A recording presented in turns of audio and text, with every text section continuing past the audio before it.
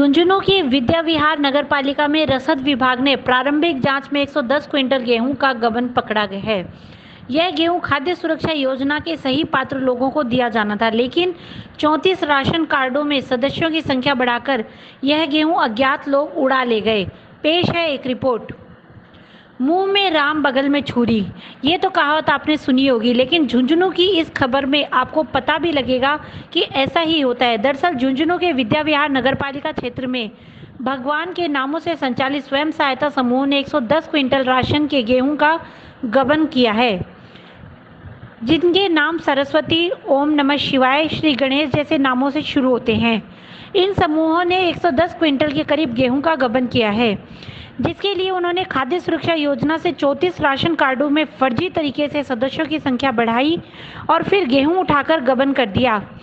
जब इस मामले की शिकायत पहुंची और रसद विभाग की टीम ने 10 दिनों तक जांच की, तो यह हकीकत सामने आई। शुरुआती जांच में यह भी सामने आया कि 2 ई मित्रों नगर पालिकाओं ईओ की आईडी से ये यूनिट बढ़ाई गई है, जिसकी जांच भी की जा रही है।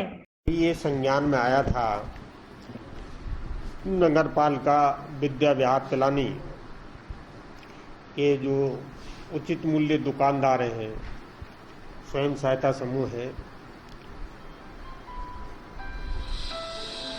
उपभोक्ता ने ये शिकायत की थी कि सब मेरा राशन कार्ड बना हुआ है और उसमें मेरे इतने यूनिट हैं और उससे अधिक यूनिटों पर वितरण दिखाया जा रहा है।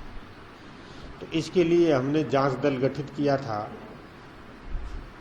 राम अवतार परिवर्तन निरीक्षक सूरजगढ़ और श्रीमती बबता यादव परिवर्तन निरीक्षक का जिला रसद कार्यालय, उन्होंने दिनांक 20 से 25 तक मौके पर जाकर के जांच की और जांच में ये पाया कि डीलर द्वारा जो अनियमितता की गई है उसके लिए तो हमने डीलरों को निलंबित कर दिया है और उसकी बेल्ट व्यवस्था कर रहे हैं, वैकल्पिक व्यवस्था कर रहे हैं।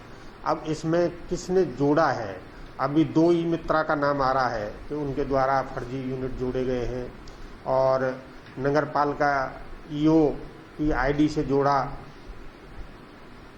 जाना पाए, ये जांच में संकेत मिले हैं। तो इसकी हम प्रथम सूचना रिपोर्ट दर्ज कराएंगे डीलर्स और उसके खिलाफ, और उसमें जब विस्तृत अनुसंधान होगा तो वो सारी चीज़ें आ जाएंगी, कौन दोषी है कौन नहीं है, किसकी आईडी से हुआ है, किसने बढ़ाया है, किसने फ़ायदा लिया है, वो उसमें आ जाएगा।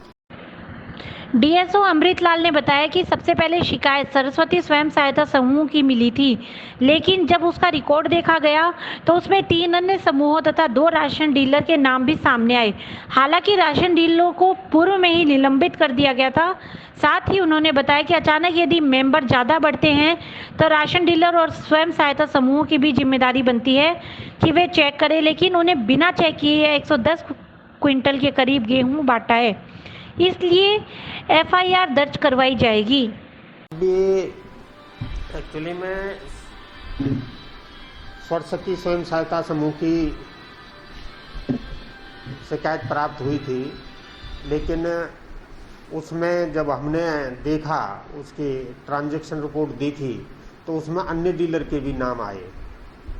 तो विद्या विहार में जो भी अन्य स्वयं सहायता समूह हैं, मंजीते स्वयं सहायता समूह है, ओम नमो शिवाय स्वयं सहायता समूह है और गणेश स्वयं सहायता समूह है, ये 3-4 जो स्वयं सहायता समूह है उनके भी नाम हैं। और उससे पूर्व भी 2 डीलर हमने निलंबित किए थे।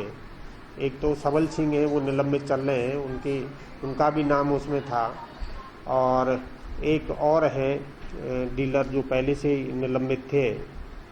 तो उनकी सबकी जांच की है, उन्होंने जो ट्रांजैक्शन किए हैं तो उसको आधार बना करके हमारा मानना ये है कि भाई वो लोकल है, वहाँ इस बात को जानते हैं कौन के कितने परिवार होते हैं, इतना तो जानता ही है डीलर।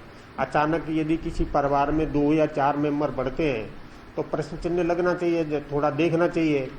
तो उन्होंने जो ट्रांजैक्शन निकाला है, ट्रांजैक्शन किया है, उसकी जो ट्रांजैक्शन की जो विश्वसनीयता पर प्रश्न चिन्ह लगता है, तो उसके लिए हमने उनके विरुद्ध कार्रवाई की है, निलंबित कर दिया है और प्रथम सूचना रिपोर्ट भी दर्ज करा रहे हैं। डीएसओ अमृतलाल ने बताया कि राशन कार्डों में जिस तरह अचानक यूनिट बढ़ी है, उसके कारण यह वितरण किया गया है, जिसमें कई लोगों की लिप्तता से इनकार नहीं किया जा सकता। इसलिए ही विभाग एफआईआर दर्ज कराने की सोच रहा है, ताकि इसमें सभी लोगों की लिप्तता और वास्तविकता दोषियों के बारे में जानकारी मिल सके। इसमें ई मित्रों की भूमिका सर्वाधिक संदिग्ध सामने आई है, क्योंकि ये सभी यूनिट 2 ई मित्रों से बढ़वाई गई है और जांच के दौरान जब जांच अधिकारियों ने इन ई मित्र संचालकों से बात करनी चाहिए तो दोनों के दोनों मोबाइल बंद मिले।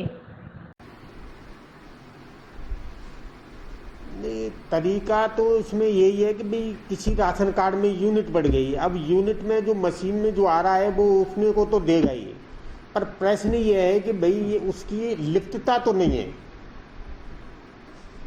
कोई उपभोक्ता लेके आता है राशन कार्ड, तो पहले तो बायोमेट्रिक से हुआ करता था, जो अंगूठा लग के होता, अब ओटीपी से हो रहा है।